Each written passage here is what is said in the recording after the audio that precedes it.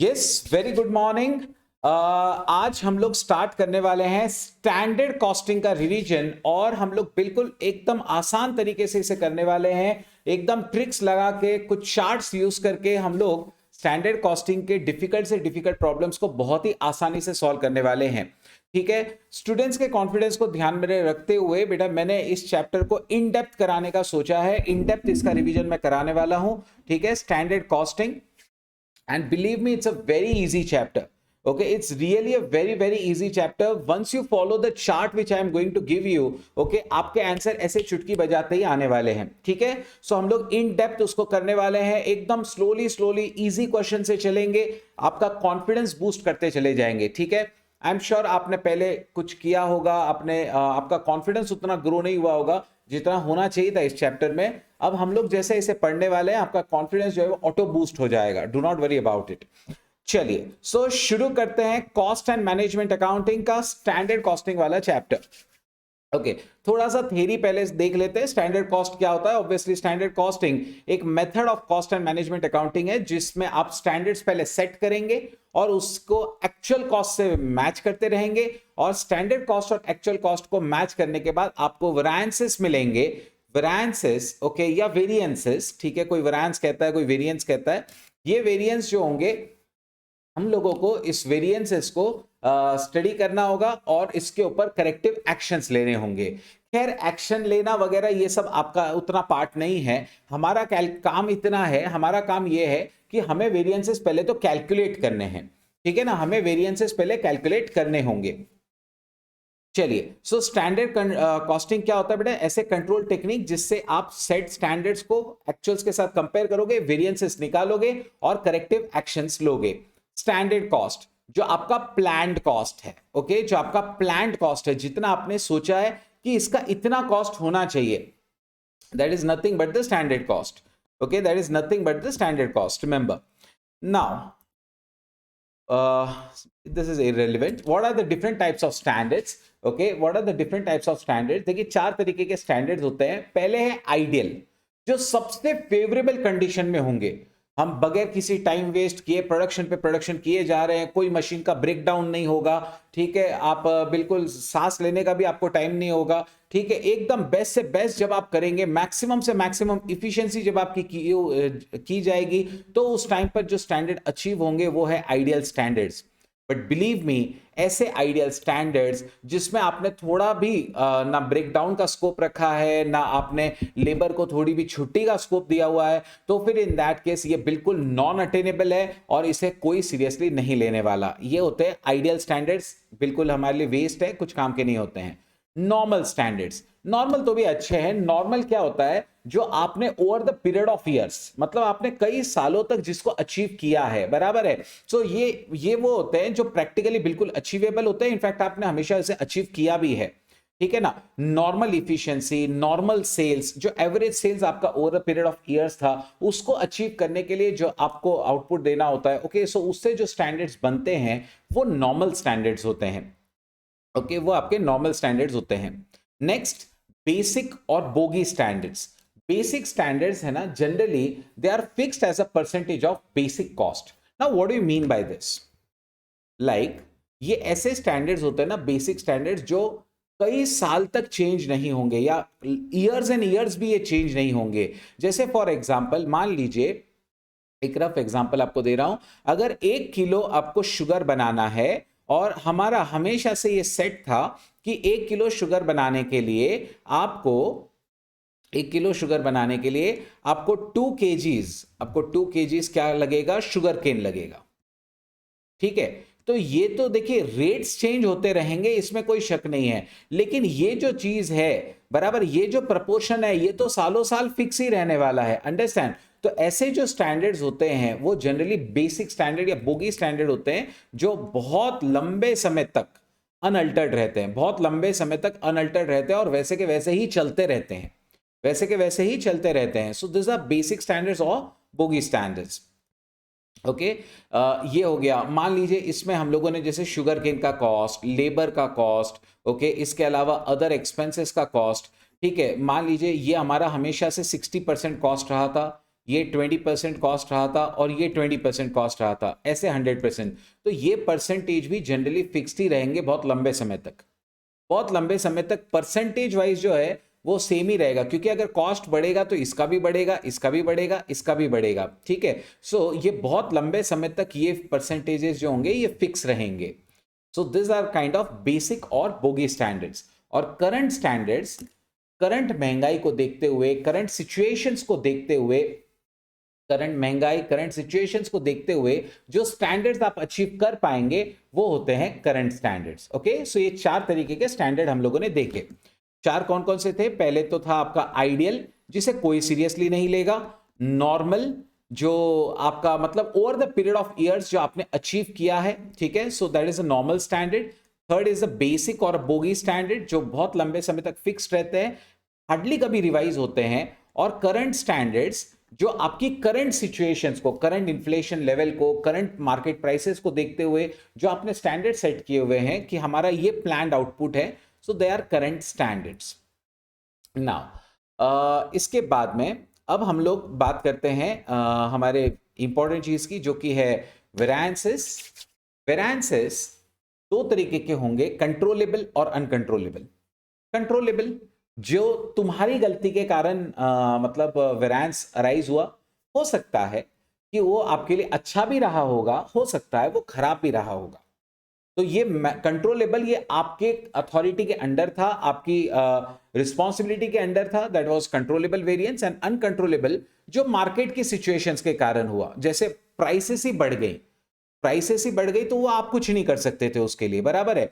तो in that case this are kind of uncontrollable variances, this are uncontrollable. और इसमें आता है favourable and unfavourable. Now students, आपने कई बार कैलकुलेशन किया होगा, कई बार कई सारी चीजें आपने कैलकुलेट की होंगी। देखिए, कई बार आपके आंसर्स पॉजिटिव आएंगे, निगेटिव भी आएंगे। पॉजिटिव निगेटिव यहां पर हम लोग जनरली पॉजिटिव निगेटिव यहां पर हम लोग फेवरेबल और एडवर्स नहीं समझते हैं। फेवरेबल वेरिएंस किसे कहते हैं और अनफेवरेबल वेरिएंस किसे कहते हैं, मुझे बताइए। मैंने सोचा था, या मेरा स्टैंडर्ड कॉस्ट आ रहा था 1 लाख रुपए और मेरा एक्चुअल कॉस्ट आ रहा था 95,000। सो यहां पे वेरिएंस तो है, ठीक है, यहां पे वेरिएंस तो है, this minus this, answer 5,000। Okay, और आंसर पॉजिटिव है, ठीक है। Standard cost minus actual cost, हमेशा स्टैंडर्ड से ही एक्चुअल हटाना होता है। ये आंसर हमारे लिए पॉजिटिव है, बराबर है। मुझे ये बताइए, क्या ये वेरिएंस फेवरेबल है या एडवर्स है? आप जब आंसर करते हैं आप शॉर्टकट में कर सकते हैं, एफ या ए। ओके, आप एफ या ए भेजेंगे मुझे, ठीक है। तो आकांक्षा, हिमांशु सही है बेटा आपके आंसर्स, पूर्वी सही है, वेंकटेश सही है, दोएश्वरी सही है, हर्षिता सही है, अतिश्री आपका गलत है, ठीक है। The correct answer is this a favourable variance. क्यों? क्योंकि हमने सोचा था हमारा 1 लाख का खर्चा होगा, लेकिन खर्चा सिर्फ 95,000 हुआ, खर्चा सिर्फ 95,000 हुआ। तो ये हमारे लिए फेवरेबल है ना यार, खर्चा कम हो रहा है, ये तो अच्छी बात है, राइट। खर्चा कम हो रहा है, ये तो अच्छी बात है। तो यहां पर आंसर हमारा पॉजिटिव आ रहा है, स्टैंडर्ड माइनस एक्चुअल, और ये हमारे लिए अच्छा है, ठीक है। और अब जरा इसको देखिए, अब जरा इसको देखिए, मान लेते हैं हमारा सेल्स या बजटेड सेल्स था 5 लाख रुपीस का, और हमारा एक्चुअल सेल्स था 5,25,000 का, ठीक है। हमारा 5,25,000 का एक्चुअल सेल्स है। अब मैं स्टैंडर्ड माइनस एक्चुअल करूंगा तो मेरा आंसर -25,000 आएगा। बट अब मुझे ये बताओ, यहां पे निगेटिव आ रहा है, लेकिन फिर भी आपके लिए फेवरेबल है या एडवर्स है? हमने 5 लाख का सेल सोचा था, लेकिन हमारा सेल तो 5,25,000 हो गया, राइट। सो सबका आंसर बिल्कुल सही है बेटा। क्या ये आपके लिए फेवरेबल है या एडवर्स है? कम ऑन, जो एडवर्स आंसर दे रहे हैं थोड़ा सा ध्यान दीजिएगा। सेल ज्यादा होता है तो आपके लिए अच्छा है या खराब है? सेल ज्यादा जो होगा वो आपके लिए अच्छा है या खराब है? आपके लिए अच्छा है, ठीक है। सेल ज्यादा होना हमारे लिए कभी भी अच्छा होता है, ठीक है। एक दो आंसर्स गलत आए थे, बाकी सबके सही है। सो एक्चुअल सेल्स हमारा ज्यादा होगा, it is always better, it is always better. Okay, so इस केस में हमारा आंसर निगेटिव होने के बावजूद भी फेवरेबल है, ठीक है। सो फेवरेबल एडवर्स क्या होता है बेटा? फेवरेबल एडवर्स प्लस माइनस से डिसाइड नहीं करते, फेवरेबल एडवर्स इससे डिसाइड करते हैं कि उसका इंपैक्ट आपके प्रॉफिटेबिलिटी पे क्या होगा। अगर उसके होने से आपके प्रॉफिट्स बढ़ेंगे, फेवरेबल है, अच्छी बात है। अगर उसके होने से आपके प्रॉफिट्स कम हो जाएंगे, नहीं, ये तो खराब है, ये तो अच्छा नहीं है।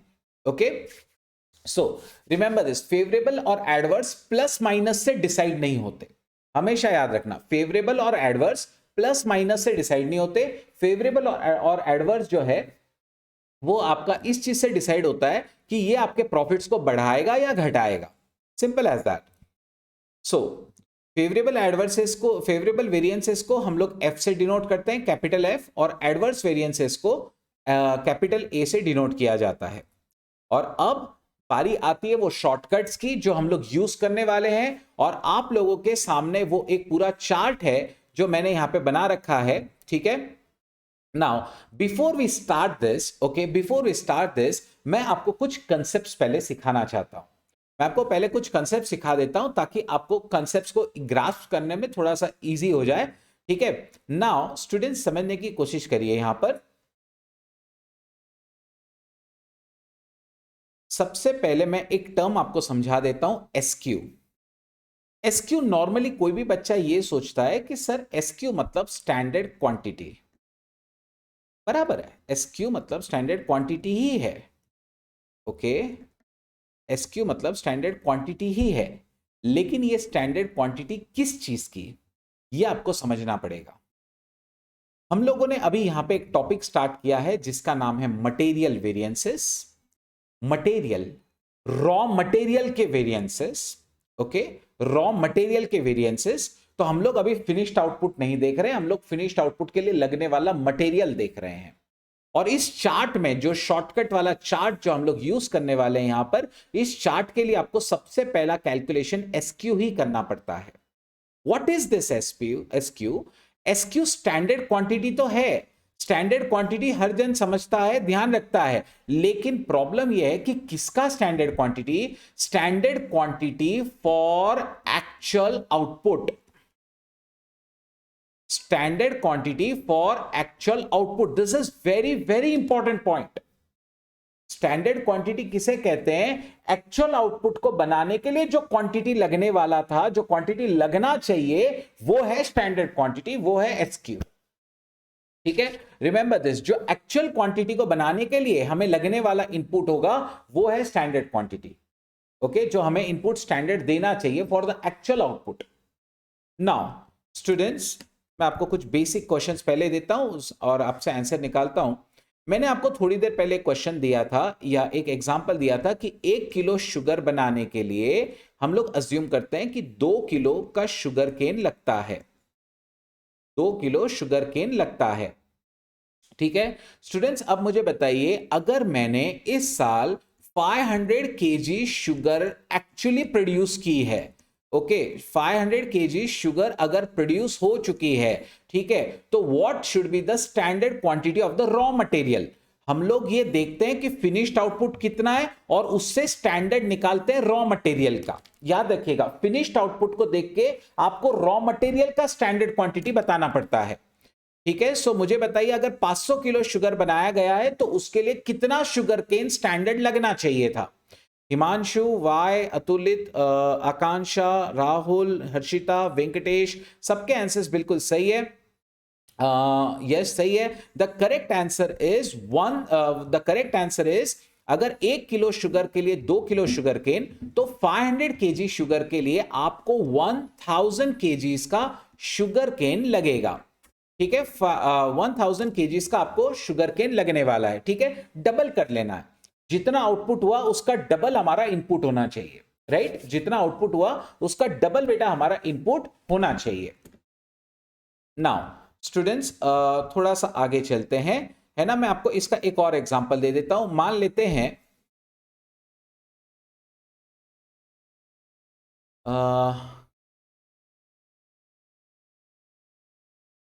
There is 10% normal loss in the process. Process में 10% का नॉर्मल लॉस होता है, ठीक है। नॉर्मल लॉस 10% का हमेशा होता है।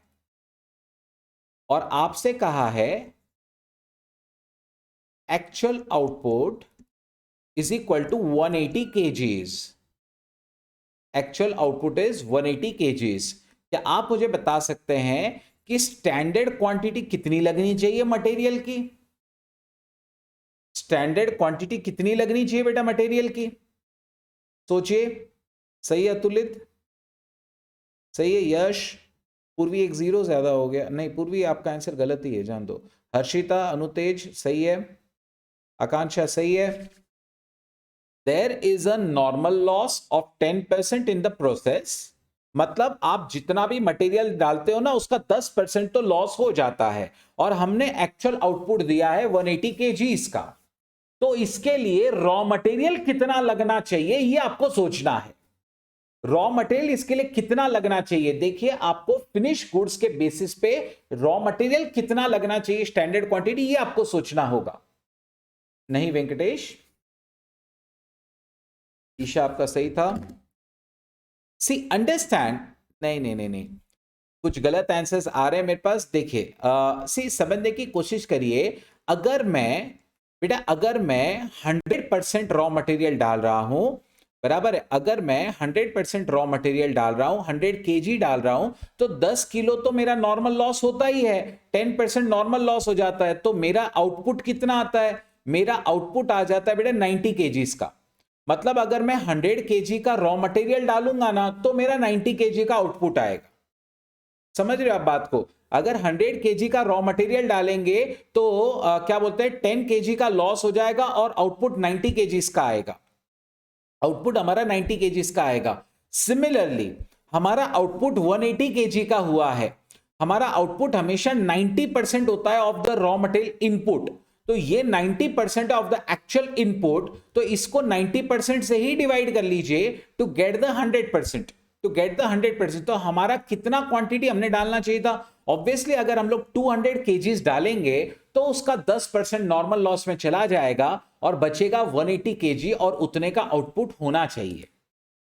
क्या सबको समझ में आ रहा है? क्या सबको क्लियर हो गया बेटा ये कंसेप्ट कि अगर आप 200 किलो डालेंगे तब जाके उसमें से 10% नॉर्मल लॉस हो जाएगा और 180 केजी का आपका आउटपुट आ जाएगा। स्पेशली वो स्टूडेंट्स जिनका क्या बोलते हैं, जिनका पहले आंसर रॉन्ग आया था। क्या आप लोगों को क्लियर हो गया बेटा ये कंसेप्ट? यस यस, बोलिए, डाउट क्या है आपका? यस, आपका डाउट क्या है? एक्चुअली यहाँ पे मैसेजेस इतने आ रहे हैं ना, तो मैंने आपका डाउट देखा ही नहीं है। क्या डाउट है आपका?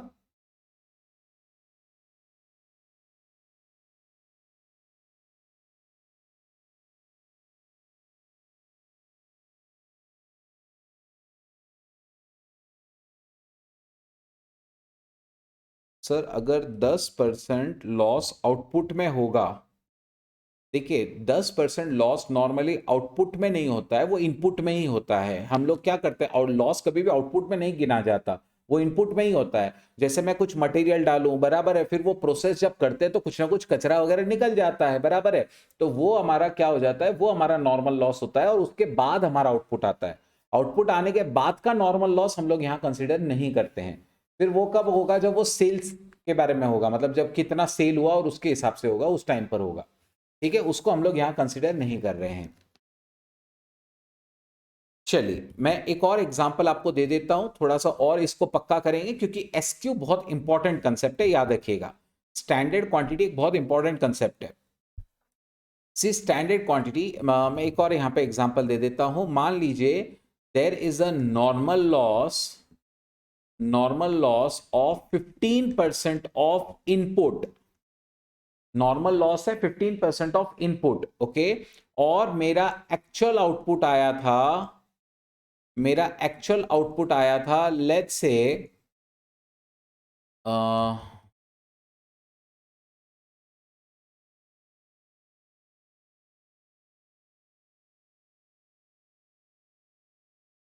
4250 केजीज, ओके। 4250 केजीज। अब आपको बताना है कि अगर एक्चुअल आउटपुट 4250 केजीज है, तो फिर इसके लिए लगने वाला स्टैंडर्ड क्वांटिटी क्या होना चाहिए? इसके लिए लगने वाला स्टैंडर्ड क्वांटिटी क्या होना चाहिए? सही है। अतुलित, यश, आकांक्षा, अनुतेज, अतिश्री, गुंजन, अतुलित, हिमांशु, यश, हर्षिता, साहिल, वेंकटेश, वाई, बिल्कुल सही बेटा आप लोगों के आंसर्स। ठीक है, ये हमारा अगर 15% लॉस हो जाता है इनपुट का, तो हमारा क्या बोलते हैं, ये जो बचता होगा वो 85% होगा।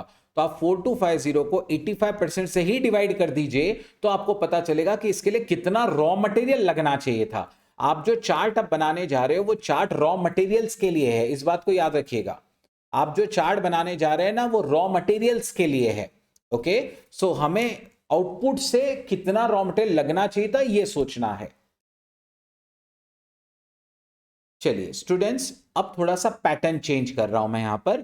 ठीक है, आपका क्वेश्चन अभी भी वही है, एसक्यू आपको ढूंढकर बताना है। बजटेड क्वांटिटी 5000,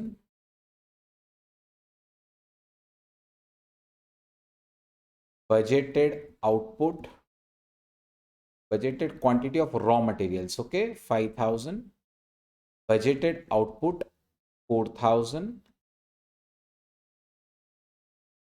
actual output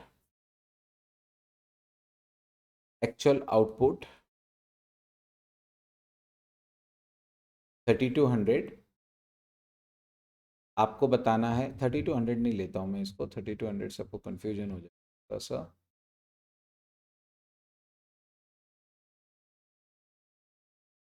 चलिए एक काम करते हैं, will take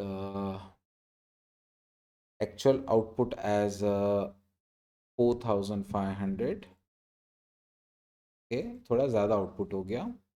what is the standard quantity? What is the standard quantity?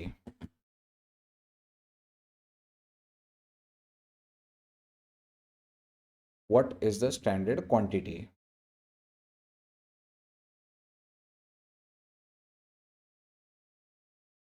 So I've got right answers from Atulit, Anutej, Y, Himanshu, Rahul. आप अपना आंसर वापस चेक करो। वेंकटेश आपका भी गलत है, साहिल सही है, आकांक्षा सही है।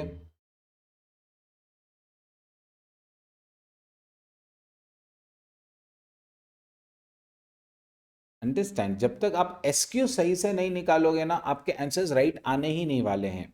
ओके, एसक्यू होता क्या है समझने की कोशिश करिए। That is the standard quantity of the input.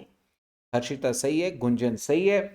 सी, अगर आपका आउटपुट, अगर आपका आउटपुट ऑब्वियसली फिनिश गुड्स का आउटपुट तो फिनिश गुड्स का ही होगा ना, तो फिनिश गुड्स हम लोगों का 4000 बनता है अगर हम लोग 5000 का इनपुट करें। ये हमारा बजट था, ये हमारा बजट था। ठीक है, अब कई स्टूडेंट्स क्या करते हैं, वो ये सोचते हैं कि सर जो बजटेड क्वांटिटी है वही तो हमारी स्टैंडर्ड क्वांटिटी होगी ना, यही तो हमारा स्टैंडर्ड होगा। नहीं, स्टैंडर्ड क्वांटिटी बजटेड क्वांटिटी नहीं होती है। स्टैंडर्ड क्वांटिटी का मतलब क्या था, उसका डेफिनेशन क्या है? Standard quantity for the actual input, sorry actual output, जो हमने एक्चुअली प्रोड्यूस किया है, बराबर है, उसके लिए क्या लगना चाहिए था, उसे स्टैंडर्ड क्वांटिटी कहते हैं। याद रखिएगा, प्लीज इसको मत मिक्सअप करिए, बजटेड क्वांटिटी और स्टैंडर्ड क्वांटिटी में फर्क है। हम लोगों ने यह सोचा था कि 4000 बनाएंगे और उसके लिए 5000 का इनपुट लगाएंगे। मतलब हम ये सोचे थे कि अगर हम लोग 100% लगा रहे हैं तो 80% का हमारा आउटपुट आना चाहिए था। सही है, हम लोग 4000 बनाने का सोचे थे और 5000 का उसके लिए रॉ मटेरियल लाने वाले थे, 5000 क्वांटिटी। लेकिन हमारा एक्चुअल आउटपुट तो 4500 हुआ, हमारा एक्चुअल आउटपुट 4500 हुआ। स्टैंडर्ड क्वांटिटी कभी भी एक्चुअल आउटपुट को देखकर की जाती है। सो 4500 किसी का तो भी 80% होगा। So divided you get 5625। मतलब इस क्वांटिटी को बनाने के लिए स्टैंडर्ड आपको 5625 क्वांटिटीज लगानी चाहिए। अंडरस्टैंड, मैं ऐसा भी कर सकता हूं जैसे पर यूनिट निकाल लूं कि 1 यूनिट बनाने के लिए 1.25 किलो लगना चाहिए।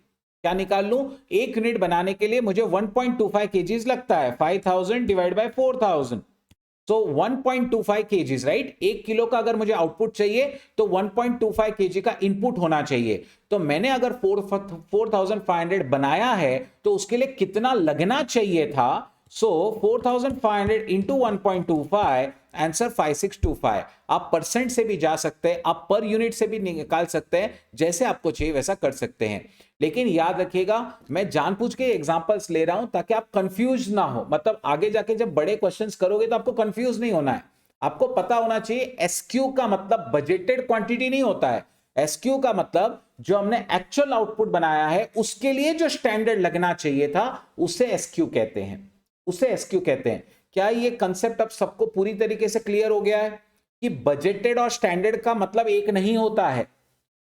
ठीक है, क्या ये सभी को क्लियर हो गया है? बजटेड और स्टैंडर्ड एक नहीं है। स्टैंडर्ड मतलब जो हमने एक्चुअली बनाया है उसको जो लगना चाहिए था, ये आपको निकालना पड़ता है, ये आपको निकालना पड़ता है, हर बार निकालना पड़ेगा ये क्वेश्चन के अंदर। चलिए, अब ये तो हमने सबसे इंपॉर्टेंट एसक्यू को स्टडी कर लिया, जो हमारा एक्सपेक्टेड कंजम्पशन है for actual output. Come on, write down this word please in your books. SQ is the expected consumption for your actual output. Actual output के लिए जो एक्सपेक्टेड कंजम्पशन होना चाहिए था मटेरियल्स का, कितना मटेरियल हमको उसके लिए लगाना पड़ेगा इतना बनाने के लिए, that is SQ, that is SQ.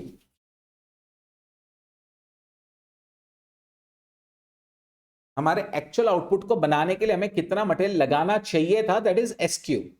Now students, do one thing, make this chart. इतना चार्ट बना लीजिए, आपका इतना इजी हो जाएगा ना बेटा सारा कैलकुलेशन, मजा आ जाएगा आपको। ये चार्ट आपके सारे कैलकुलेशन करके दे देगा आपको। पहला कॉलम पर्टिकुलर्स का, जिसमें रॉ मटेरियल का डेटा होगा, मटेरियल ए, मटेरियल बी कौन सा। फिर उसके बाद में कैलकुलेशन का पहला कॉलम होगा एसक्यू इंटू एसपी। एसक्यू अभी ही मैंने आपको निकालना सिखाया है, बराबर है, एसपी क्वेश्चन बताएगा। Next R A Q S P. R A Q अभी तक हमने स्टडी नहीं किया है। ये आर ए क्यू का कॉलम कब बनाया जाता है? जब दो दो तीन तीन मटेरियल्स हो, ठीक है, तो ही आपको इसका कॉलम बनाना होता है, नहीं तो हर बार नहीं बनाते हैं इसका कॉलम।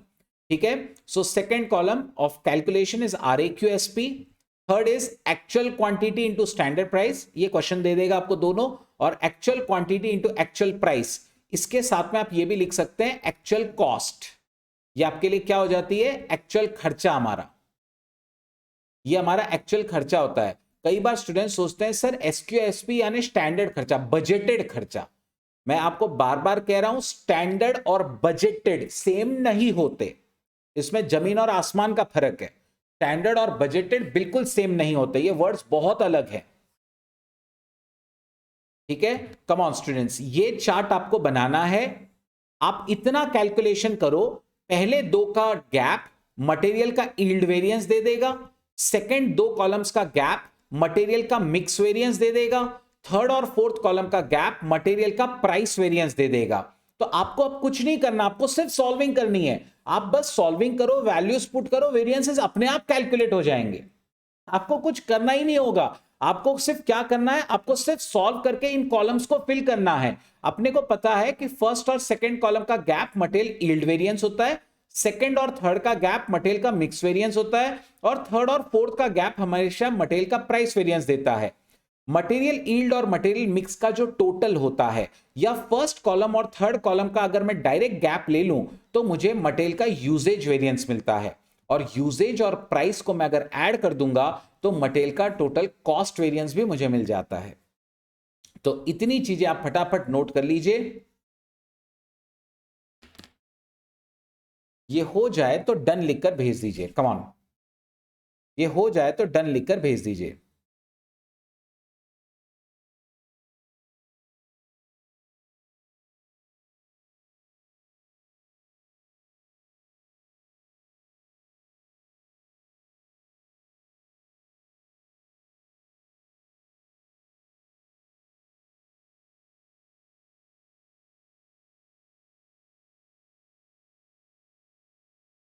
कम ऑन सभी जन, इस चार्ट को फिनिश कर लीजिए फटाफट।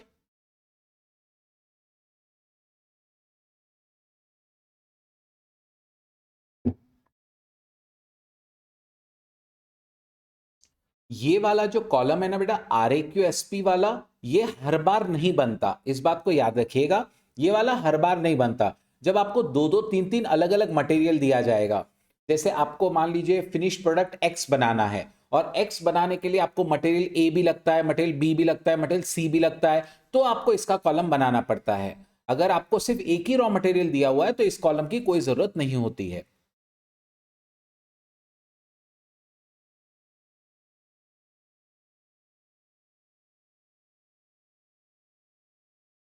चलिए, आई होप आप सबका हो गया है। एक बार चाहिए तो, नहीं तो स्क्रीनशॉट लेके रख लो, है ना।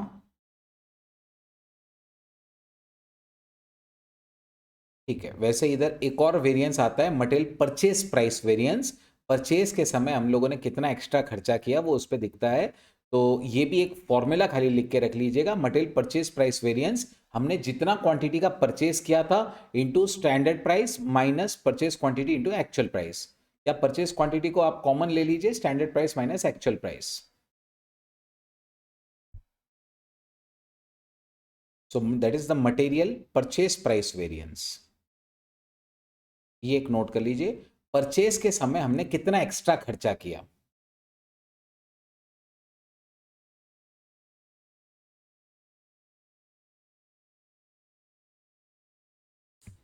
चलिए, आई होप सबने इसको नोट कर लिया है अच्छे से। अब एक काम करते हैं, अब आपको बताता हूं मैं ये चार्ट का फायदा क्या हुआ। आपने जो चीजें फॉर्मूले से की हुई है ना, वो आपको चुटकी बजाते ही ये चार्ट करके दे देगा। चुटकी बजाते ही आपको ये चार्ट करके दे देगा। आपको बिल्कुल कोई फॉर्मूले को याद रखने की जरूरत ही नहीं होगी। आपको सिर्फ कॉलम्स याद रखने हैं और कुछ भी नहीं करना है। ठीक है, आपको सिर्फ कॉलम्स को याद रखना है स्टूडेंट्स। तो पहला कॉलम कौन सा है कैलकुलेशन के लिए? SQSP। अगला कॉलम क्या है? RAQSP, right. तीसरा कॉलम क्या है बेटा? AQSP। आप देख सकते हैं SP SP SP, 3 बार SP है, स्टैंडर्ड प्राइस है, और एक्चुअल क्वांटिटी और एक्चुअल प्राइस लास्ट वाले में है, राइट। एक्चुअल क्वांटिटी और एक्चुअल प्राइस हमारा लास्ट वाले में है। ओके, तो एक्चुअल प्राइस तो एक ही जगह यूज होती है। तो पहला कॉलम SQSP, दूसरा RAQSP, तीसरा AQSP और चौथा है AQAP। ओके, सो आपका ये जो वेरिएंसेस है ये किस तरीके से दिए जाते हैं बेटा? आपको ध्यान रखना है कि फर्स्ट और सेकंड कॉलम का गैप आपको कौन सा वेरिएंस देगा? That is the yield variance, right, that is the yield variance. So अगर कोई बोले सर यील्ड वेरिएंस का फॉर्मूला बताओ, तो बेटा इसका फॉर्मूला हुआ SQSP माइनस RAQSP। समझ रहे हो बात को? मतलब ये जो कॉलम्स का गैप है ना, यही आपका फॉर्मूला भी है, यही आपका अपने आप से फॉर्मूला भी है। SQSP माइनस RAQSP, ये आपका फॉर्मूला भी है और डायरेक्ट आंसर भी है। चलो नेक्स्ट, इन दोनों का गैप आपको मिक्स का वेरिएंस दे देता है। किसका? मटेरियल मिक्स वेरिएंस देता है। इन दोनों का कॉस्ट, इन दोनों का आपको क्या दे देगा? Material price variance, right. Material का आपको प्राइस वेरिएंस आपको दे देगा, राइट। सो अगर मैं आपसे पूछूं बेटा बताइए प्राइस वेरिएंस का फॉर्मूला क्या है, क्या आप बना सकते हैं इससे प्राइस वेरिएंस का? मैंने तो आपको फॉर्मूला नहीं सिखाया, क्या आप मुझे बता सकते हो कि प्राइस वेरिएंस का फॉर्मूला क्या है? शॉर्टकट में लिखना है आपको, ठीक है। आप ये पूरा ये नहीं लिखेंगे। यस, ठीक है, अनुतेज सही है।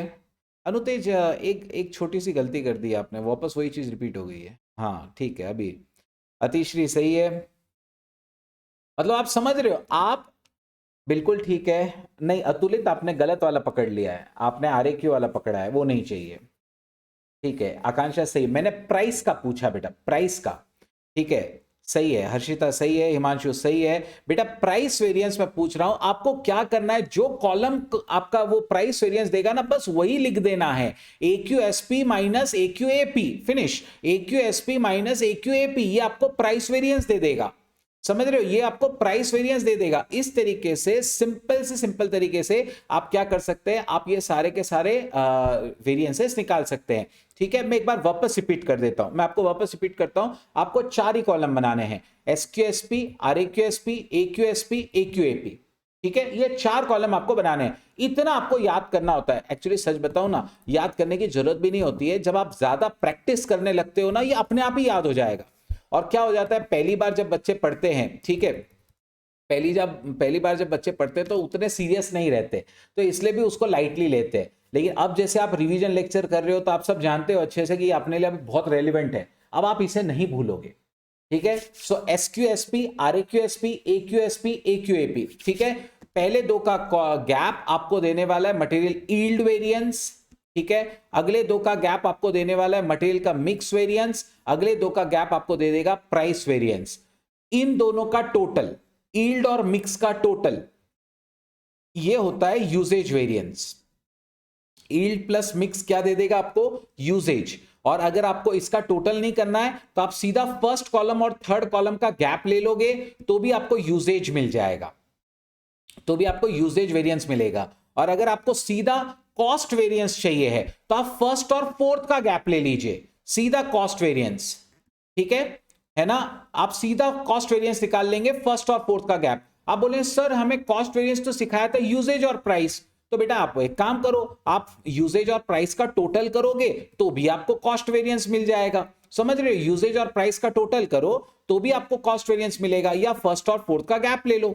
अब आप बोलोगे कि सर ऐसा कैसे हो सकता है कि ये हमेशा मैच कैसे करते हैं? देखिए सिंपल है, अगर मान लेते इस कॉलम को मैं नंबर दूं A column, B column, C column और डी कॉलम, तो आपका यील्ड वेरिएंस क्या होता है? आपका यील्ड है ए माइनस बी, बराबर है, first column minus second column. और मिक्स क्या हुआ, बी माइनस सी। ठीक है, अगर मैं इन दोनों को ऐड कर दूं तो क्या हो जाएगा, yield plus mix A minus B plus B minus C, B B हो जाएगा कट, बचेगा क्या, ए माइनस सी, वो सीधा यूजेज ही देता है।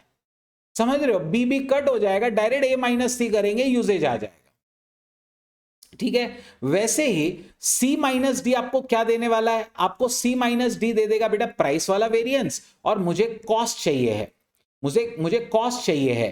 तो कॉस्ट निकालने के लिए मैंने आपसे कहा कि यूजेज और प्राइस को ऐड कर दो, तो होगा क्या, A माइनस सी और C माइनस डी को ऐड करूंगा, CC हो जाएगा कट, बचेगा A माइनस डी, यानी फर्स्ट और फोर्थ का गैप सीधा आपको कॉस्ट का वेरिएंस देता है, सीधा कॉस्ट का वेरिएंस देता है।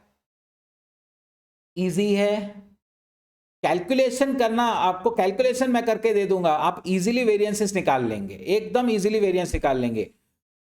सच बताओ ना, मेरे हिसाब से आपका one of the easiest chapters अगर कोई है सिलेबस में तो वो स्टैंडर्ड कॉस्टिंग है, क्योंकि उसमें दिमाग लगाना ही नहीं होता है, आपको सिर्फ कॉलम फिल करने हैं, सिर्फ कॉलम फिल करने हैं और कुछ नहीं करना है उसके अंदर।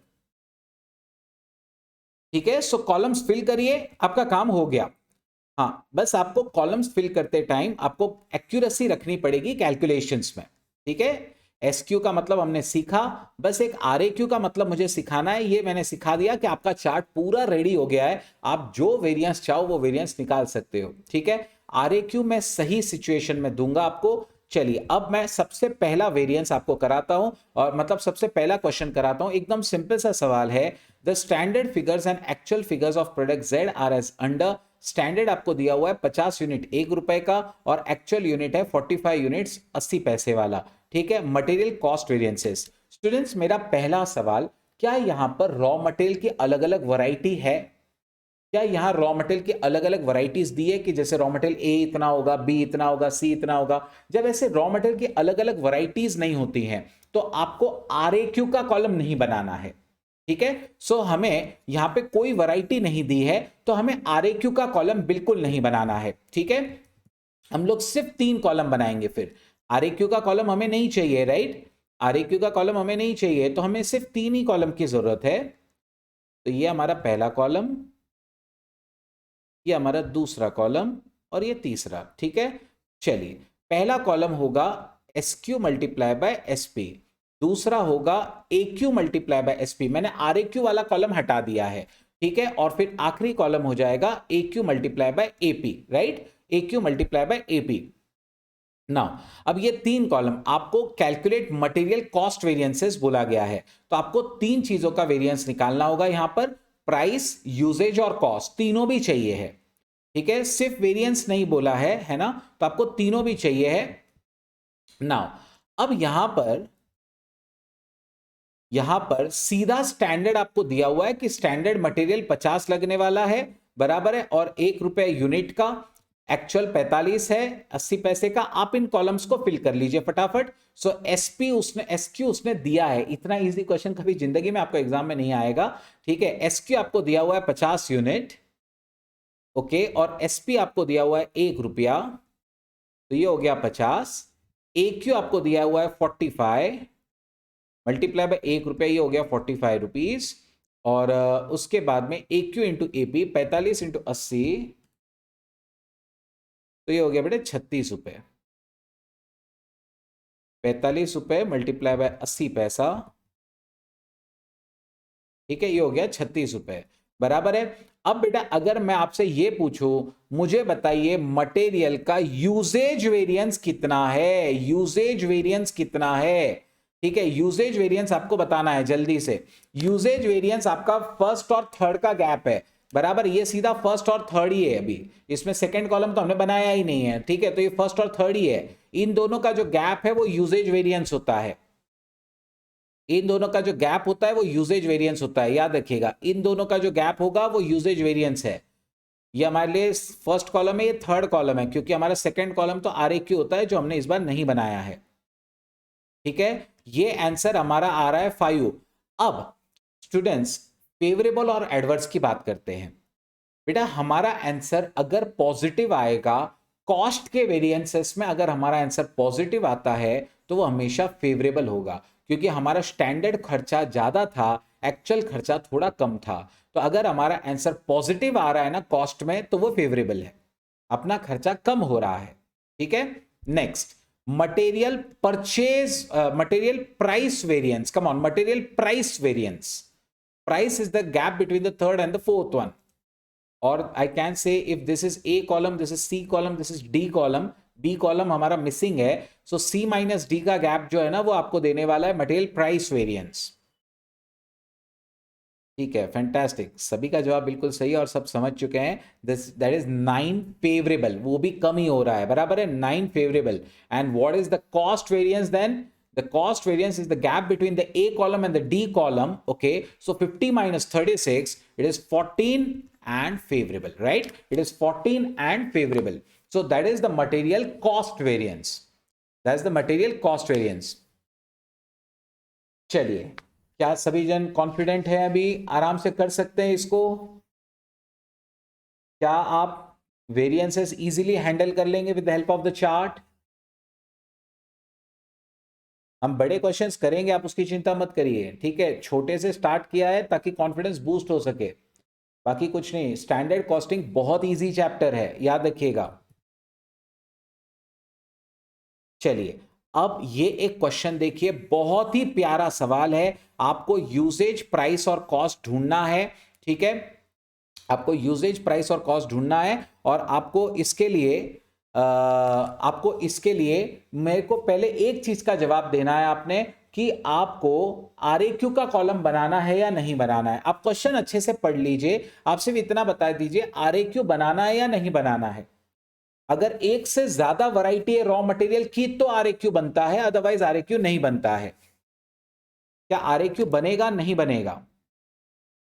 तमाम देखिए, गलत तो गलत, आपको आंसर देना ज्यादा जरूरी है बेटा, गलत तो गलत, क्या फर्क पड़ता है यार, एग्जाम में गलती करोगे इससे अच्छा मेरे पास गलती कर लो, ठीक है। अतुलित, आकांक्षा, अतिश्री, अनुतेज, राहुल, यश, गुंजन, ईशा, पूर्वी, हर्षिता, प्रणव, वेंकटेश, सभी का जवाब सही है। शुभम सही है, हिमांशु सही है, बराबर है, उसकी कोई जरूरत नहीं है, राइट, इसकी कोई जरूरत नहीं है। तो हमें उसका कॉलम नहीं बनाना है, हमें किसका कॉलम, फिर हमें सिर्फ 3 कॉलम की जरूरत है, हमें सिर्फ 3 कॉलम की जरूरत है। कौन कौन से 3? पहले ऑब्वियसली SQSP, ठीक है, पहला कॉलम हमें लगने वाला है SQSP, बराबर है। अगला कॉलम हो जाएगा हमारा AQSP, और तीसरा कॉलम हो जाएगा हमारा AQAP।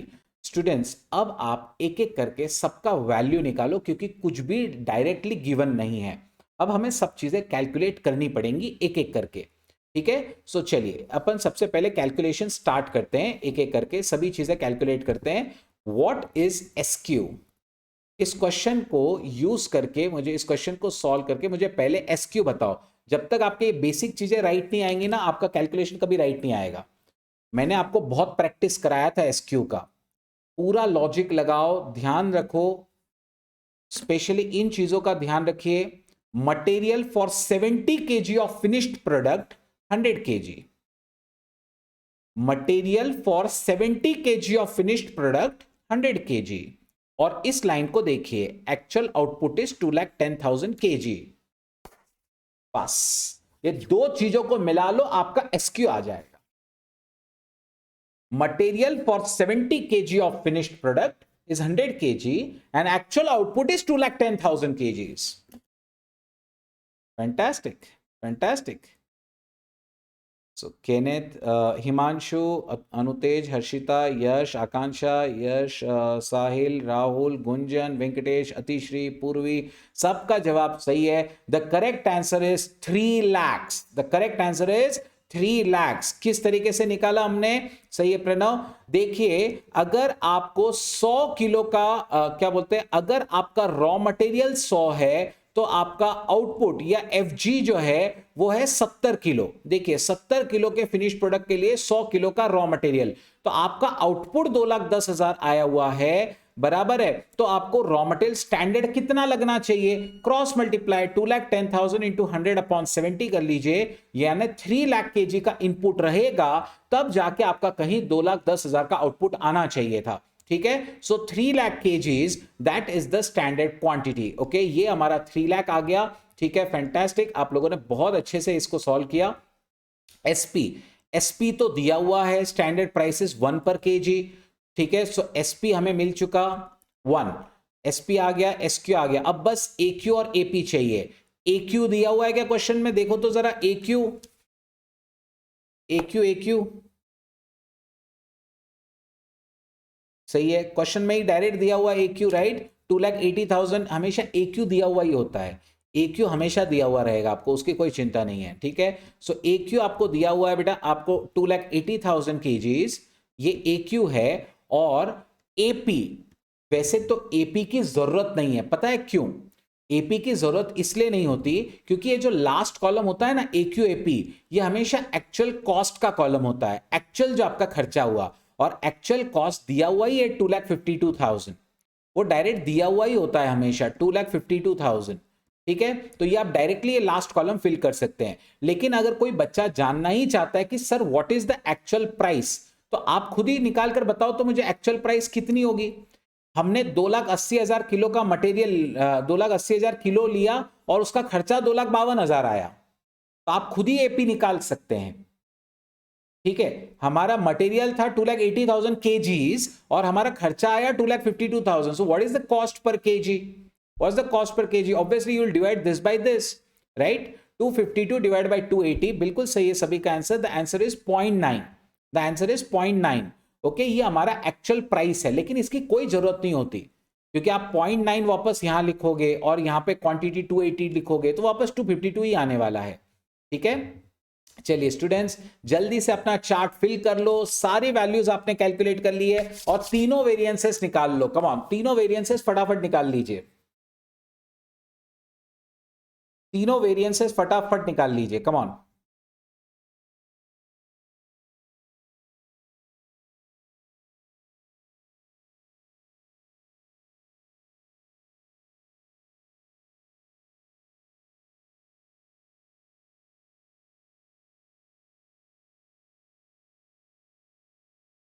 चलिए जल्दी से कैलकुलेट करके बताइए। सभी चीजें हमने निकाल ली है, एसक्यू मिल गया, एसपी मिल गया, एक्यू मिल गया, एसपी मिल गया, एक्यू एपी हो गया। कम ऑन, सारे वेरिएंसेस निकाल लीजिए।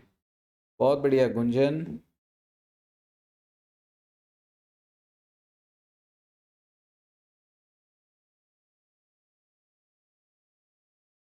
नहीं नहीं नहीं, अतिश्री, अतिश्री कुछ तो गलत हो गया बेटा, कैलकुलेशन वापस चेक करिए।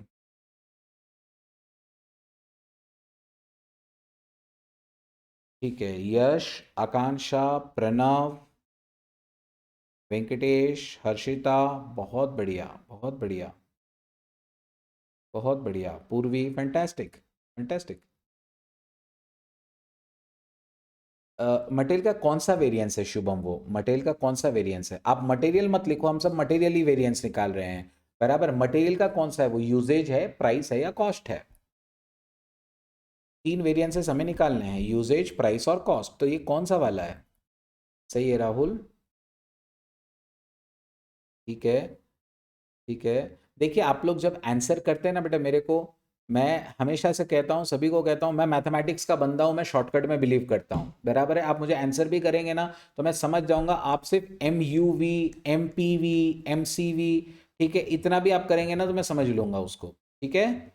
आप सिर्फ इनफैक्ट सिर्फ प्राइस के लिए P, कॉस्ट के लिए C, यू के लिए यूजेज के लिए U लिख दिया तो भी मैं समझ लूंगा, ठीक है। सो याद रखिए, आप शॉर्टकट में ही आंसर करेंगे, टाइम पास मत करो टाइपिंग में इतना, ठीक है। चलिए, SQ into SP, 3 lakh multiply by 1 rupees, answer पहले कॉलम का 3 lakh, second column 2,80,000 quantity, okay, और स्टैंडर्ड प्राइस हमारा 1 रुपया था, तो ये कॉलम आएगा 2,80,000 का। पहले जो दो का गैप है 3 लाख और 280 का, ये गैप है 20,000 और ये पॉजिटिव आ रहा है, ये फेवरेबल है। और ये वेरिएंस कौन सा है? ये वेरिएंस होता है यूजेज, हमेशा याद रखना ये होता है यूजेज फर्स्ट। और ये हमारे चार्ट में, चार्ट का ये थर्ड कॉलम है, ठीक है। हमारे जो स्टैंडर्ड चार्ट हमने क्लास में सीखा है, ये वाला चार्ट, इसका ये हमारा थर्ड कॉलम है, ठीक है। तो ये फर्स्ट और थर्ड का गैप है, ये यूजेज होता है। सेकंड, थर्ड और फोर्थ का जो गैप होता है, ये जो दोनों है, ये 28,000 है, बराबर। ये भी पॉजिटिव है, ये भी फेवरेबल है। इस वेरिएंस को हम लोग कहते हैं प्राइस वेरिएंस, ये हमारे लिए प्राइस वेरिएंस है जो थर्ड और फोर्थ का गैप है, ठीक है। और उसके बाद फर्स्ट और फोर्थ, सीधा सीधा इन दोनों का जो गैप है, ये तो एकदम इजी होता है, ये तो कॉस्ट वेरिएंस है, जो आप इन दोनों का टोटल भी कर सकते हो। 20 और 28, 48,000 हमारा क्या है, सीधा सीधा फेवरेबल कॉस्ट वेरिएंस है, फेवरेबल कॉस्ट वेरिएंस है। गुंजन, अगर आपने ध्यान दिया होगा ना, आपने इसका नेट मुझे आंसर किया था, ठीक है। सो इसका आपको इसमें से कम नहीं करना, आपको दोनों का टोटल करना है, या फर्स्ट और थर्ड का सीधा सीधा आपको गैप ले लेना है। 3 लाख माइनस 252, सो आंसर आता है 48,000 favourable. Answer 48,000 positive, 48,000 favourable. Everybody understood? चलिए, सो हम लोगों ने हाँ शुभम, मुझे लगा ही बेटा आपने रिकॉर्डिंग मिस कर दिया था, मतलब आपने शुरुआत का मिस कर दिया था, तो कोई दिक्कत नहीं बेटा, मैं रिकॉर्डिंग इसका देने वाला हूँ, ठीक है। So I upload it on YouTube, you can definitely watch it. The channel what where you can see this lecture will be Vivek Malu classes, ठीक है। आप उसके ऊपर जाके इसको देख सकते हैं, ठीक है, मैं अपलोड कर दूंगा बाद में। अब बेटा इसको पढ़ो, अब रियल मजा आएगा, क्योंकि अब आपको यह बताना है क्वेश्चन देखकर फिर से कि RAQ की जरूरत पड़ेगी या नहीं पड़ेगी। अब इसको देखो और मुझे बताओ RAQ की जरूरत पड़ेगी या नहीं पड़ेगी। वैसे तो बेटा उसने कॉस्ट, प्राइस और यूजेज ही मांगा है, उसने कॉस्ट, प्राइस और यूजेज ही मांगा है। सोचो, कॉस्ट वाला यानी फर्स्ट और फोर्थ का गैप, प्राइस थर्ड और फोर्थ का गैप है ना, यानी AQSP और SQSP, और या उसने मांगा है यूजेज जो फर्स्ट और थर्ड का गैप है। सेकंड की जरूरत है क्या? सेकंड की जरूरत है क्या? सोचो, उसने जो क्वेश्चन पूछा है ना, उसमें सेकंड कॉलम की जरूरत है ही नहीं। उसने जो पूछा है उसमें सेकंड कॉलम की कोई जरूरत नहीं है, लेकिन मैं चाहता हूं मेरी क्लास पूरा कैलकुलेट करके बताए, तो वो यहां पर मैं इस क्वेश्चन में कुछ और एडिशन करने जा रहा हूं, that is material yield variance and the mix variance. आपको सभी कैलकुलेट करके मुझे बताना है, आपको सब कैलकुलेट करके मुझे बताना है। वैसे उसकी जरूरत नहीं थी, लेकिन फिर भी हम एक क्वेश्चन कर रहे हैं, ऐसा क्वेश्चन करें कि उसमें सब चीजें कवर हो जाए। चलिए स्टूडेंट्स, क्वेश्चन को अच्छे से पढ़ते हैं। हम लोग पूरा कॉलम बनाएंगे, ठीक है, सबका सब बनाएंगे, चारों कॉलम्स हम लोग बनाएंगे।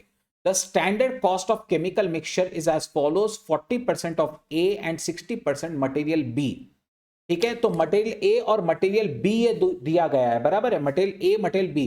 जब दो दो अलग अलग वैरायटी के रॉ मटेरियल होते हैं, 2 या 3 वैरायटी के रॉ मटेरियल होते हैं, तो आपको हमेशा RAQ का कॉलम लेना चाहिए, आपको हमेशा RAQ का कॉलम लेना चाहिए, ठीक है। Next, standard cost of 10% of input is expected in the production. Fantastic, आपको कहा गया है कि स्टैंडर्ड लॉस है वहां पर। The cost records for the period showed the following usages. 90 kilo हमने A का यूज किया 18 रुपए पर, 110 किलो B का यूज किया 34 रुपए पे। Quantity produced was 182 kg of good product, calculate material cost variance, price variance, usage variance, yield variance, mix variance. Fantastic. Now I'll open Excel for this. अभी तक मैंने आपको RAQ सिखाया ही नहीं है कि RAQ होता क्या है, वो मैं आपको सिखाऊंगा अभी।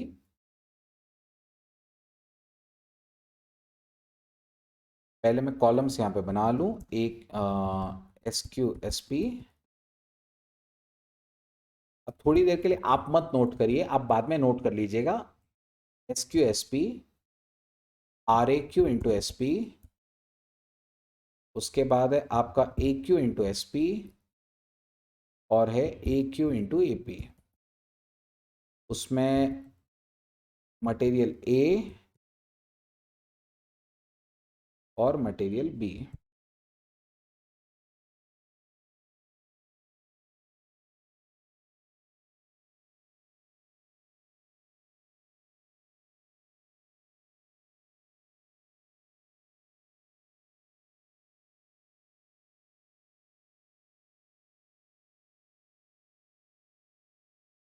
टोटल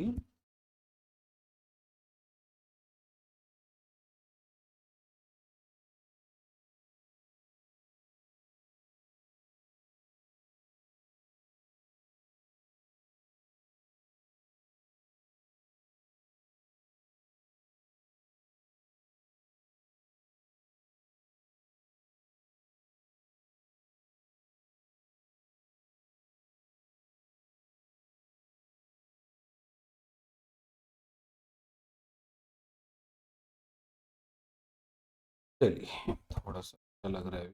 हाँ, अब अपने को इसका पूरा कैलकुलेशन करने का है। ठीक है, सभी चीज़ों को यहाँ पे हमें फिल करके बताना है कि ए का SQSP कितना है, RAQSP कितना है, AQSP कितना है, AQAP कितना है। ठीक है, नाउ स्टूडेंट्स क्वेश्चन का डेटा हम लोग जो जो दिया हुआ है पहले उसको देख लेते हैं। आपको 40% ए का लेने को कहा गया है, 60% ए का, ये स्टैंडर्ड कॉस्ट है और उसका प्राइस दिया हुआ है 20 रुपए 30 रुपए। तो ये जो 20 रुपए 30 रुपए ये क्या है, आप मुझे बता सकते हैं? ये 20 रुपए 30 रुपए ये सब क्या है? हमारे चार्ट में कहीं बैठ सकता है, ये है क्या एग्जैक्टली exactly? बिल्कुल सही है, बिल्कुल सही है, सभी का जवाब सही है। ये आपको एसपी दिया हुआ है। एसपी तो हमें बहुत आसानी से दे दिया गया है, SP is given. Okay, SP is given. Now students 90 kg of A is given, 110 kg of B is given। ये ऑलरेडी कॉस्ट रिकॉर्ड में दिख रहा है, शोड द फॉलोइंग यूजेज। ये क्या है? 90 kg and 110 kgs। What is this? 90 kgs and 110 kgs, ये हमारा एक्चुअल कॉस्ट रिकॉर्ड बता रहा है। हमें इन्फो आइडेंटिफाई करनी, इसको क्या कहते हैं, इसको क्या कहते हैं। सबका आंसर बिल्कुल सही है अभी तक। कम on come on come on, लेकिन अभी तक 4 ही आंसर आया मेरे पास, 18 पार्टिसिपेंट है मेरे अलावा। Come on, what is this? 90 kgs and 110 kgs, what is this? इतना हमने ऑलरेडी यूज किया हुआ है। It is clearly showing this is the usages, this is AQ, this is AQ। Next, this is obviously उसका cost भी दिया है, ये 18 वाला है, this is 34 rupees. Okay, so obviously ये क्या है? ये AP भी दिया हुआ है। तो हमें क्या क्या ऑलरेडी मिल चुका है? हमें AQ मिला हुआ है, हमें SP मिला हुआ है, AP मिला हुआ है। लास्ट 2 कॉलम तो आराम से पूरे फिल हो जाएंगे।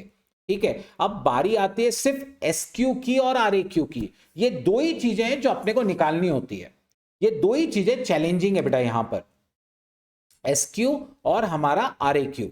अब पहले बात करते हैं SQ की। स्टूडेंट्स, हम लोगों ने 182 kg को बनाया है।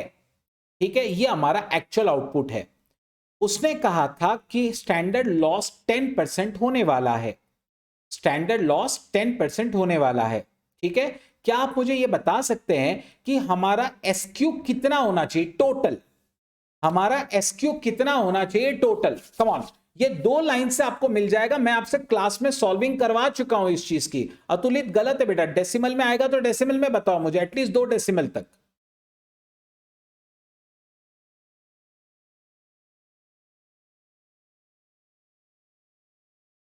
हर्षिता, अतुलित, अब सही है बेटा आपका, बढ़िया।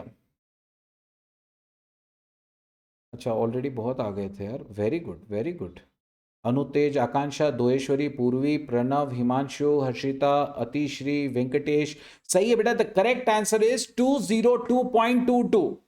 The correct answer is 202.22। कैसे हमने निकाला इसे? बेटा हम लोगों ने देखा कि हमारा आउटपुट 182 है और हमारा लॉस 10% हो जाता है। मतलब होता क्या है समझने की कोशिश करिएगा। हम लोग अगर 100 केजी का इनपुट देते हैं तो उसमें से 10% आउट हो जाता है, 10% स्टैंडर्ड लॉस हो जाता है। हमारा इनपुट अगर 100 केजी है तो हमारा आउटपुट जो होता है वो सिर्फ 90 केजी होता है या सिर्फ 90% ही होता है। तो अगर हमारा आउटपुट 182 केजी है तो इसके लिए इनपुट कितना लगना चाहिए था? 182 अगर हमारा आउटपुट है, अगर ये 90% 182 है तो 100% कितना होगा? So divide this 182 by 90% directly. इस 182 को 90% से डिवाइड कर दीजिए तो ये हो जाएगा आपका 202.22, राइट? 202.22, अंडरस्टैंड? ये हमारा आ गया एसक्यू। अब प्रॉब्लम ये है, ये तो एसक्यू है लेकिन इसका 40% ए का है और 60% बी का है। अब आपको आ गया बेटा ए और बी का एसक्यू, इसका 40% करिए, इसी का 40% कैलसी पे कर लीजिए। ये आंसर आ रहा है 80.8888, राइट? 80.8888। सो 80.88 ये क्वांटिटी हमारा ए का स्टैंडर्ड है, ये हमारे ए के लिए स्टैंडर्ड हो जाएगा 80.88। ये हमारे लिए ए का स्टैंडर्ड है और उसका एसपी कितना था? उसका एसपी था 20 रुपए, ठीक है? वैसे ही मटेरियल बी के लिए भी निकाल लीजिए 2022.22 का 60%, वैसे माइनस इक्वल टू करूंगा तो 60% भी मिल जाएगा, 121.33, 121.33। और ये कितने रुपए का था? ये था 30 रुपए का। क्या सबको समझ में आया बेटा सीक्वेंस क्या थी? क्या सबको सीक्वेंस समझ में आई? मैं एक बार वापस रिपीट कर देता हूं बेटा, मैं एक बार वापस रिपीट कर देता हूं, ठीक है? आई एम श्योर कुछ स्टूडेंट्स को शायद नहीं समझा होगा अभी तक। मैंने पहले ये देखा कि 10% का मेरा लॉस हो जाता है और मेरा एक्चुअल आउटपुट 182 का है। मैं 100% अगर इनपुट करता हूं ना तो मेरा आउटपुट 90% ही आता है क्योंकि 10% तो चला जाता है। तो अगर मेरा 182 केजी का आउटपुट हुआ है जो कि 90% ही होता है तो इसके लिए 100% यानी इनपुट कितना लगना चाहिए था? सो 202.22 का इनपुट लगना चाहिए था। फिर उसने कहा कि 40% ए मटेरियल होता है और 60% बी मटेरियल होता है। अगर स्टैंडर्ड क्वांटिटी इतना है तो इसका 40% ए का होगा, इसका 40% हमने किया और फिर इसका 60% भी हमने करके देखा तो वो हमारा बी का क्वांटिटी आ गया। तो ये हमने एसक्यू और एसपी फिल कर लिया है। किसी को कोई डाउट यहां पर? किसी को कोई डाउट बेटा यहां पर?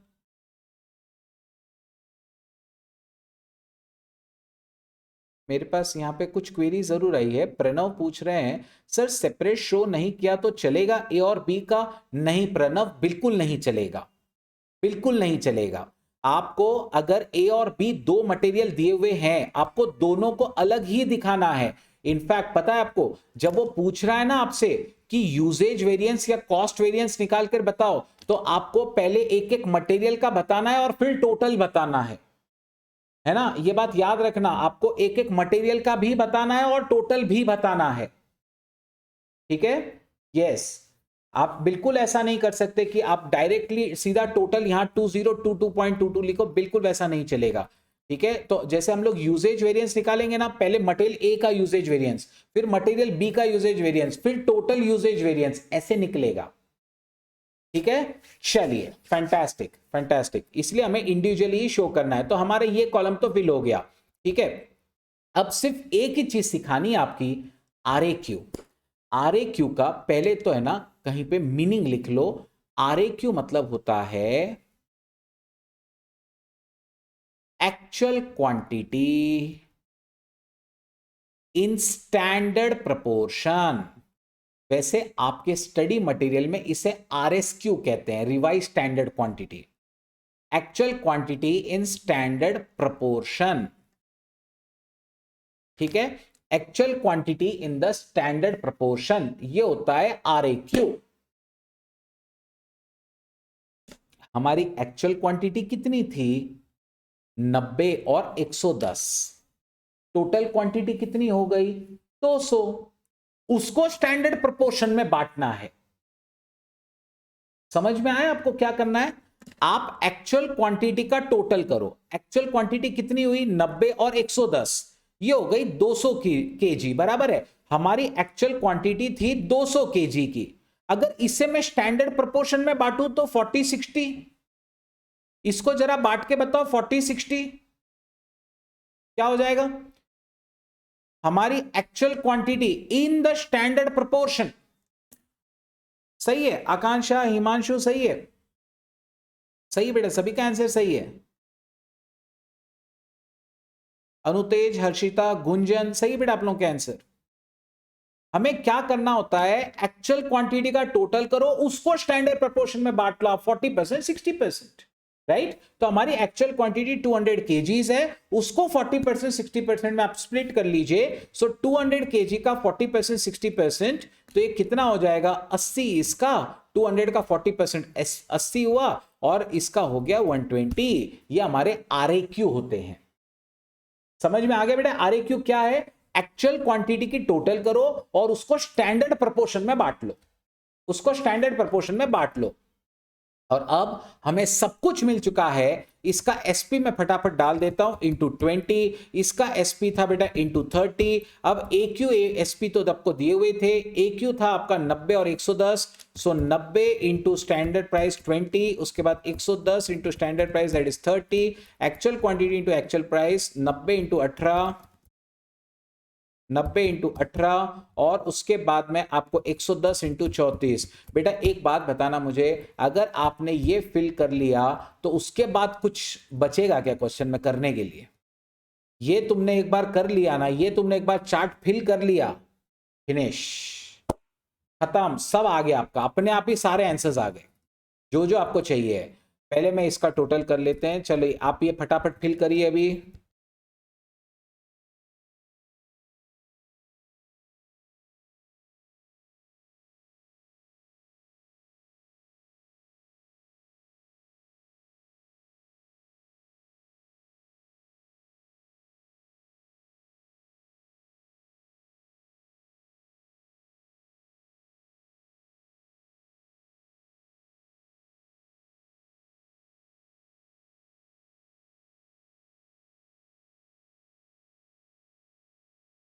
चलिए ये फिल कर लो फटाफट।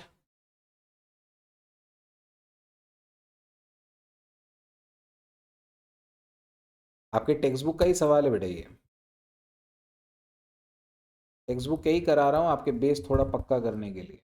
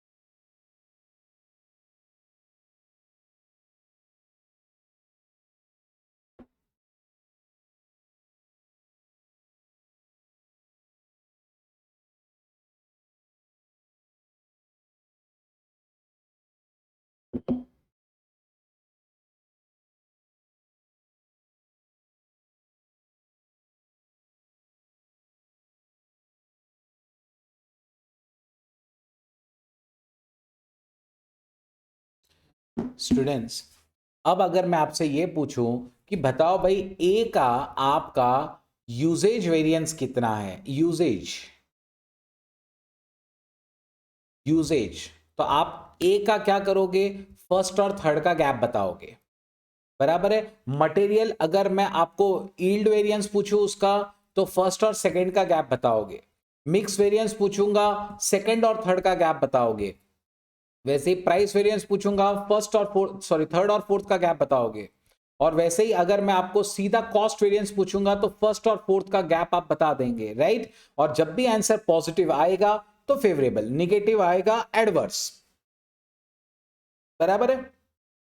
इस तरीके से आपको करते जाना है, इस तरीके से आपको करते जाना है। अच्छा, आपको अब सवाल ये उठता है कि सर हमें मिक्स वेरिएंस, हमें मिक्स वेरिएंस क्या सिर्फ मतलब टोटलिटी में निकालना है कि ए और बी का भी निकालना है? बेटा आपको ए का भी मिक्स वेरिएंस निकालना है, फिर बी का वेरिएंस निकालना है और फिर टोटल मिक्स वेरिएंस निकालना है। समझ रहे हो आप बात? इस तरीके से आपको करके बताना पड़ेगा ये। तो आप क्या कर सकते हैं, आप एक चार्ट बना लेंगे। आप ये चार्ट बना लेंगे, particulars material A, material B और टोटल। ठीक है, और अब बात करते हैं मटेरियल,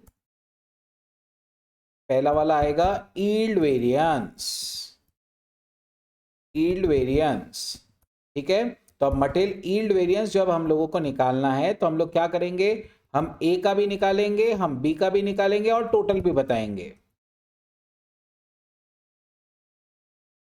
तो ए का कितना आ रहा है बेटा, आप देख सकते हैं ए का हमारा आंसर 1617 पॉइंट, जिसमें से इसमें से ये माइनस करूंगा तो ऑब्वियस ही बात है मेरा आंसर जो है वो आंसर आने वाला है 17.6 पॉजिटिव। 17.6 positive, right. तो मैं पॉजिटिव ही लिखता हूं, सिर्फ फेवरेबल या एडवर्स लिखता हूं। तो 17.6 फेवरेबल, राइट, 17.6 फेवरेबल। ठीक है, वैसे ही बी का निकालिए, वैसे ही बी का निकालिए 39.9 फेवरेबल, और फिर इनका टोटल भी बताइए 57.5 फेवरेबल। ठीक है, तो ये ऐसे ही ए का आ गया, बी का आ गया, टोटल आ गया। तो ऐसे ही आपको यील्ड वेरिएंस निकालना है, आपको उसके बाद मटेरियल का बेटा मिक्स वेरिएंस निकालना होगा, फिर आपको मटेरियल का प्राइस वेरिएंस निकालना है। या आप चाहिए तो पहले यूजेज निकाल लेना, फर्स्ट और थर्ड का गैप आपको इजीली दे देगा वो, या ऊपर वाले दोनों का टोटल कर लेना तो भी आ जाएगा, usages variance, right, usages variance. उसके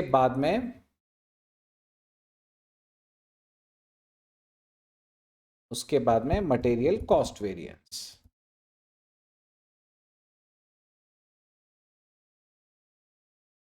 मेरे पास एक क्वेरी आया इधर, सर प्राइस का भी अलग अलग निकालेंगे? यस आकांक्षा, प्राइस का भी अलग अलग निकालना है, सबका अलग अलग निकलेगा, सबका। तो आपको बस इसको फिल कर लेना है।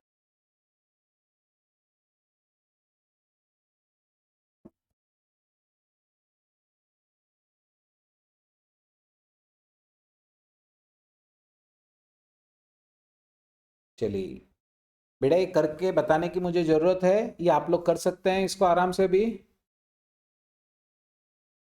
क्या आप लोग कर लेंगे बेटा इसको आराम से solve?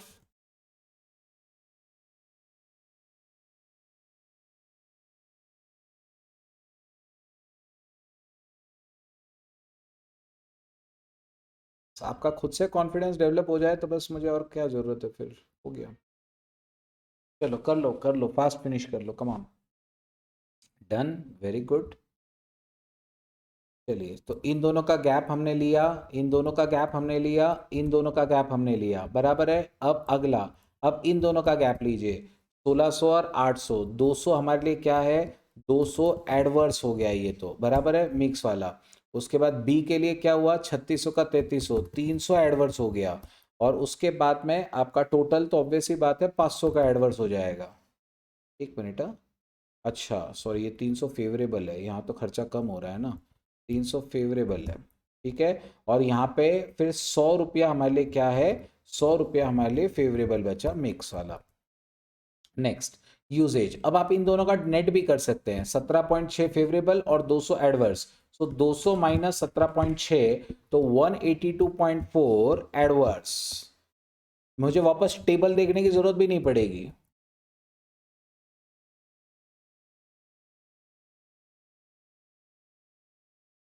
Thank you so much Kenneth. वैसे ही अगला वाला कर लेंगे, 300 और 39.9, सो ये हो जाएगा 339.9, 339.9, that is favourable. Okay, material B का हमारा ये कौन सा वेरिएंस है, ये हमारा टोटल यूजेज वेरिएंस है, फिर ये दोनों फेवरेबल है, सो ये हो जाएगा 157.5, दैट इज फेवरेबल। चलिए अब प्राइस निकालते हैं, तो 1800 का 1620, price is the gap between the third and the fourth columns. तो 1800 और 1620, तो 180 आपका, 180 आपका फेवरेबल, राइट, पॉजिटिव है। 3300 का 3740 निगेटिव, ओके, सो 440 एडवर्स। नेक्स्ट अगला वाला, इन दोनों का टोटल कितना हो जाएगा, वन ऑब्वियसली 260 एडवर्स। नेक्स्ट, और अब कॉस्ट निकालना है, फर्स्ट और फोर्थ का गैप सीधा सीधा, तो 1617 रुपये 6 पैसे और यहाँ पर 1620, या आप इन दोनों को भी देख सकते हैं, 182.4 एडवर्स एंड 180, क्योंकि यूजेज और प्राइस का टोटल हमेशा कॉस्ट होता है, यूजेज और प्राइस का टोटल हमेशा कॉस्ट देता है वो। So it is 2.4 adverse, 2.4 adverse. Then B का कितना है, बी का हो जाएगा आपका 339 और 440 ना, सो बी का आपका ये हो गया दिस माइनस दिस, तो ये हो जाएगा आपका 100.1 एस एडवर्स।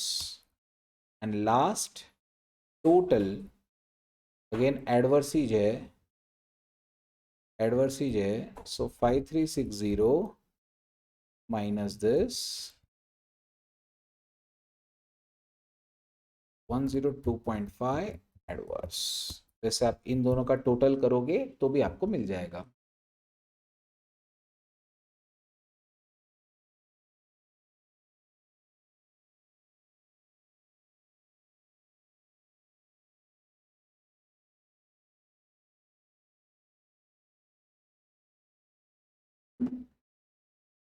परफेक्ट, हो जाए तो डन भेज दीजिएगा।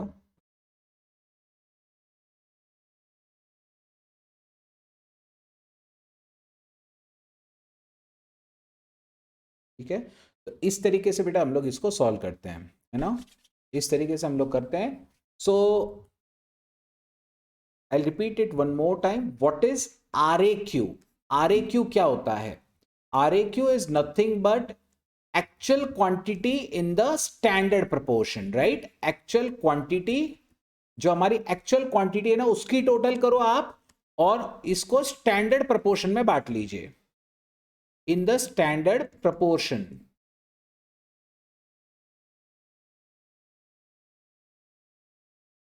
Thank you so much Atishri. चलिए अब आगे चलते हैं थोड़ा सा।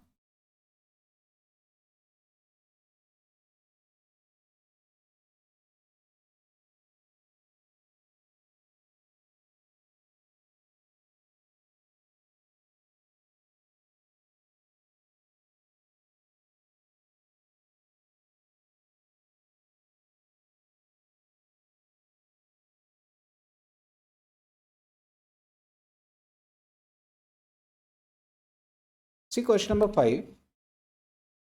For making 10 kg of Semco, the standard material requirement is 8 kg for A and 4 kg for B. 10 kilo बनाने के लिए आपको टोटल 12 किलो लग रहा है। आप देख लो 8 किलो A का है और 4 किलो B का है, तो there is a normal loss of 2 kg। उनके रेट्स दिए हुए हैं, ये स्टैंडर्ड है, तो ये सब स्टैंडर्ड प्राइसेस आपको दी हुई है। During April 1000 kg of Semco were produced. The actual consumption of the material is as under, okay, and actual quantity is consumed वगैरह दिया हुआ है, रेट पर केजी दिया हुआ है, राइट, आपको रेट पर केजी दिया हुआ है। क्या इससे आपको आराम से आप बना सकते हैं इसको, इस क्वेश्चन को? ये तुम्हारे टेक्स्ट बुक का ही क्वेश्चन है, इसको आप आराम से बना सकते हो क्या? क्या अब हमें कौन कौन सी चीजों की जरूरत है, हमें कौन कौन सी चीजों की जरूरत है? ठीक है, ऑब्वियसली सबका ही ऐसे ही आ रहा है। ठीक है, हमें सबसे पहले जरूरत होगी बेटा, क्या बोलते हैं, मैं इजी से स्टार्ट कर रहा हूं, हमें एसपी की जरूरत है। एसपी कौन सा कॉलम है? ऑब्वियसली ये वाला कॉलम एसपी है। ये वाला कॉलम आपका कौन सा है, क्या कोई बता सकता है ये वाला कॉलम कौन सा है? एसपी तो क्वेश्चन ने दे दिया हमें, हमें और एक, ये कौन सा कॉलम है, ये वाला जो मैंने हाईलाइट किया है यहां पे? सही है, सभी का जवाब सही है। ये ए क्यू दिया हुआ है, राइट, ये आपको ए क्यू दे के रखा हुआ है, this nothing but the actual quantity. और ये क्या दिया है, एक्चुअल प्राइस भी दे रखा है, तो हमें एसपी मिला हुआ है, एक्यू मिला हुआ है, एपी मिला हुआ है, ये तीन तो एकदम इजीली मिल चुके हैं, बराबर है। अब हमें दो की जरूरत है, एक है एसक्यू और एक है आर ए क्यू, ये दो की ही जरूरत है। चलो आपसे पहले मैं एसक्यू मांग लेता हूं। मुझे एसक्यू बताइए कि कितना कितना होगा, और आपको दो ही आंसर करने हैं, ए कॉमा बी। ठीक है, पहले ए का निकालो, कॉमा बी का निकालो। मुझे एसक्यू बताओ, टोटल की मुझे जरूरत नहीं है, मुझे सिर्फ ए और बी की जरूरत है। एसक्यू कितना होगा, एसक्यू कितना होगा, कमान। बहुत बढ़िया अतुलित, आपका जवाब सही है। अनुतेज, आपका जवाब सही है। यस, सही है, फैंटास्टिक। एसक्यू बताइए कितना होगा।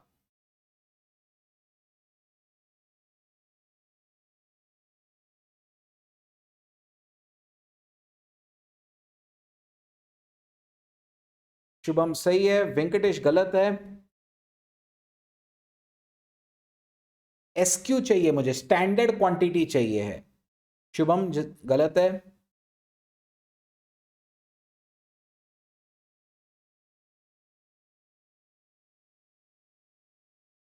आकांक्षा गलत है।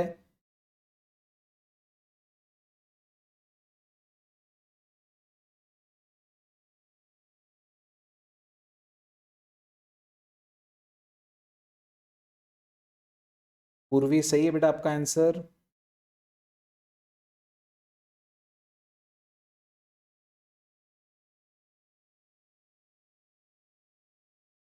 राहुल सही है। गुंजन गलत है। Come on come on, take your time बेटा, टाइम लगेगा चलेगा, लेकिन सही आंसर आना चाहिए। अच्छा, कैसे आप लोगों का वो आ रहा है। वेंकटेश, आप मुझे बताओगे बेटा, आपने वो आंसर जो निकाला था वो किस तरीके से आ रहा है, क्योंकि वो आंसर 4-5 बच्चों ने मुझे भेजा है। मेरा कोई भी कैलकुलेशन मुझे वहां नहीं ले जा रहा है। प्रणव सही है। वो आंसर गलत है, ये बात पक्की है, लेकिन आपने कैसे कैलकुलेट किया है उसको।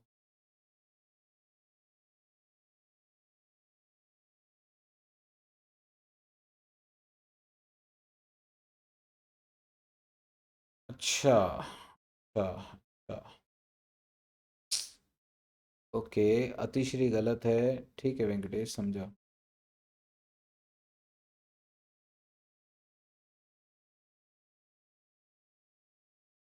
मैंने सारे बच्चों से मांगा है स्टैंडर्ड क्वांटिटी। मैंने स्टैंडर्ड क्वांटिटी मांगा हुआ है। क्या मांगा हुआ है, स्टैंडर्ड क्वांटिटी मांगा है। नहीं अतुलित, वो आरएसक्यू भी नहीं बता रहे हैं। नहीं, वो आरएसक्यू नहीं बता रहे हैं। गुंजन सही है।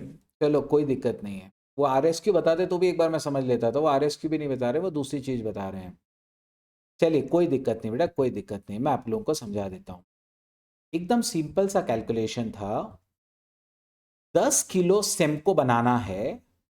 10 किलो सेमको अगर बनाना है, ये अगर हमारा आउटपुट है, तो इसके अंदर हमारा स्टैंडर्ड इनपुट कितना रहता है। इसके अंदर लगता है ए 8 किलो, और इसके अंदर हमारा बी लगता है 4 किलो। ये दोनों मिलकर 10 किलो का आउटपुट देते हैं। तो ये हमारा स्टैंडर्ड डिटेल है। अब हमारा आउटपुट हुआ है 1000 kg, 2 0 ज्यादा। तो हमारा स्टैंडर्ड इनपुट उसको कितना लगना चाहिए, ए का 800 किलो लगना चाहिए, और बी का 400 किलो लगना चाहिए। ये हमारा एसक्यू है। समझे नहीं समझे बेटा, आपने 10 किलो का जब आप आउटपुट बनाते हो, 10 किलो बनाने के लिए आपको 8 किलो ये लगता है, 4 किलो ये लगता है, ये आपका स्टैंडर्ड रिक्वायरमेंट है। हमने 1000 किलो बनाया है, बराबर है, हमने 1000 किलो प्रोड्यूस किया हुआ है, तो 1000 किलो प्रोड्यूस करने के लिए ये 800 लगेगा, ये 400 लगेगा, खत्म, दोनों जीरो बढ़ा दो। एवरीबडी क्लियर, एवरीबडी क्लियर, सबको समझ में आ गया। स्पेशली जिन बच्चों का गलत हुआ था, क्या आप सभी जन समझ गए। ठीक है। वैसे मैं नॉर्मली है ना अनम्यूट करने को देता हूं स्टूडेंट्स को, कि क्वेरी वो पूछ सकते हैं। आपको क्वेरी कभी भी हो आप अनम्यूट करके पूछ सकते हैं। आप बस मुझे भेज देना कि आपकी कोई क्वेरी है, तो मैं यहाँ से आपको अनम्यूट करने का राइट दे दूंगा। होता क्या है कि अगर मैं यहाँ से वो डायरेक्टली ऑन रखूँ ना, तो कई बार बच्चे कुछ करते रहते हैं और उसका अनम्यूट हो जाता है। चलिए, ये हो गया बेटा आपका एसक्यू। ये हो गया हमारा एसक्यू, हमारी एक्चुअल क्या बोलते हैं, हमारे जो एक्चुअल आउटपुट है उसको लगने वाली स्टैंडर्ड क्वांटिटीज। उसको लगने वाली स्टैंडर्ड क्वांटिटी। तो एसक्यू मैंने अब आपको दे दिया, एसक्यू हो गया, एसपी हो गया, एक्यू हो गया, एपी हो गया। बस एक चीज अब और है, और वो है R A Q. Come on, R A Q अब आपको मुझे निकाल कर बताना है। ए और बी का ये निकाल लो और आपका काम हो गया। आर ए क्यू आपको निकाल कर बताना है actual quantities in the standard proportion. Come on, actual quantities in the standard proportion.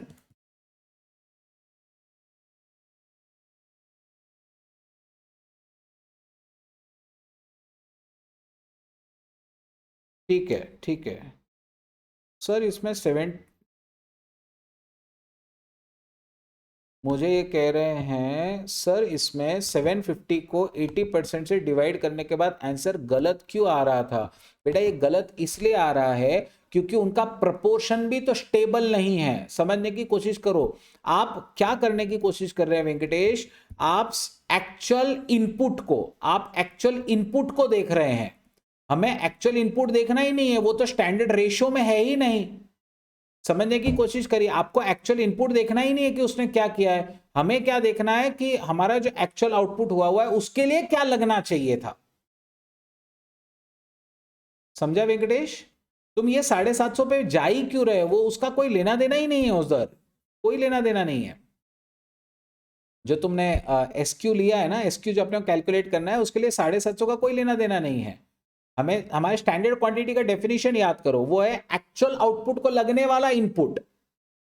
Actual output के लिए लगने वाला इनपुट वो होता है स्टैंडर्ड क्वांटिटी। हमारा एक्चुअल 1000, उसके लिए लगने वाला स्टैंडर्ड देखो आप, ये देखना ही नहीं आपको। एसक्यू के लिए उसको नहीं देखना है।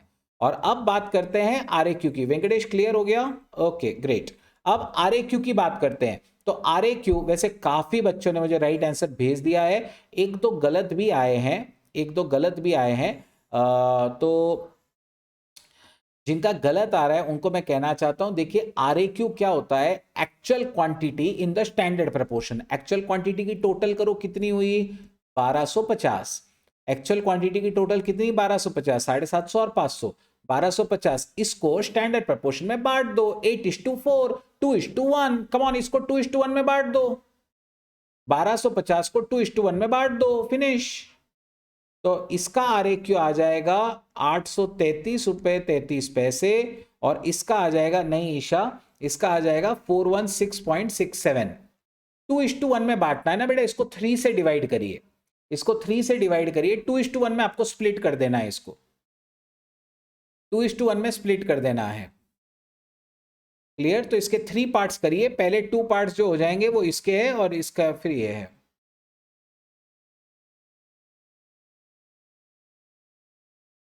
मैं अभी भी नहीं समझ पा रहा हूँ ईशा, आप क्या कह रहे हैं? 481.60 कहाँ से निकाल रहे हो? 1250 डिवाइड बाई 3 करो, इंटू 2 करो। पहले वाले का आएगा 833.33, दूसरे वाले का आएगा 416.67।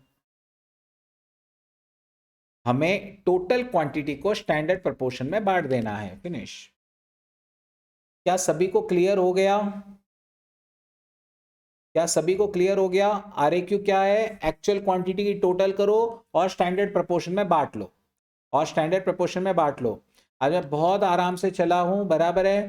मुझे पता है आप लोगों को ये चैप्टर टफ जाता है, तो मैं एकदम आराम से गया हूं, बराबर है। मैं सिर्फ मटेरियल वेरिएंसेस आज मैंने कराए हैं आपके, सिर्फ मटेरियल के वेरिएंसेस, उसका पूरा टेक्निक आपको समझाया है। आप बाकी के क्वेश्चंस को प्रैक्टिस करो थोड़ा सा, ठीक है। कल हम लोग लेबर के वेरिएंसेस से स्टार्ट करेंगे और कुछ और क्वेश्चंस मटेरियल के भी हम लोग देखेंगे, ठीक है। सो आज हमने टेक्निक पूरा सीख लिया है, कल हम लोग लेबर के वेरिएंसेस स्टडी करेंगे, ठीक है। Thank you so much. हमारा डेली का टाइम 7 बजे से 8:30 बजे का रहेगा, ठीक है। I will see you all tomorrow, till then take care, bye bye. और ये लेक्चर मैं अपने यूट्यूब चैनल पे डाल दूंगा, आप उधर जाके उसको देख सकते हैं, ठीक है। आपको यूट्यूब पे ही मिल जाएगा। चलिए बाय बाय।